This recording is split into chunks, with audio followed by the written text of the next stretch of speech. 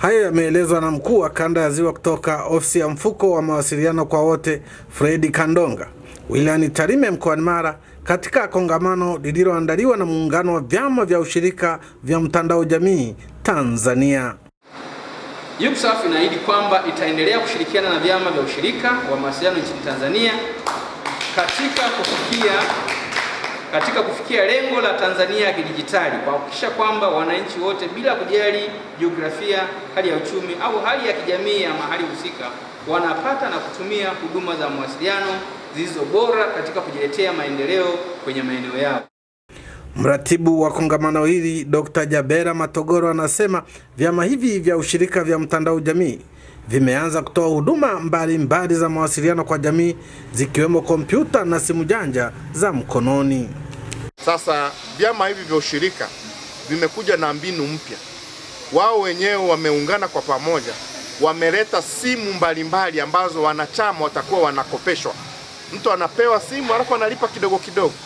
Na mwisho wa siku ni kwamba ipo siku itafika kila mwanachama wa hivi vyama vya ushirika vya mawasiliano atakuwa na simu yake ambayo simu janja ambayo itamwezesha yeye kupata huduma hizi za mawasiliano kwenye eneo ambalo alipo.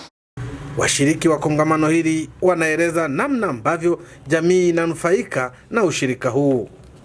Lakini kama sie tumepata nafasi ya kushirikiana na wadau wengine kutoa vifaa vya mawasiliano katika shule 25 Kasulu, lakini kwa sababu ndani yetu kuna wataalamu wa ICT wameweza kutoa elimu kwa shule 45.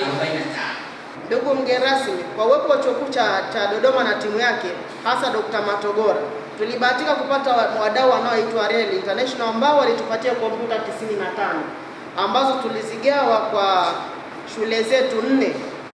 Jumla ya wanachama 50 kutoka vyama vitano vya ushirika vya wilaya ya Kondoa, Kasulu, Tarime, Nyasa na Mtimbwe wameshiriki kongamano hili wilayani Tarime.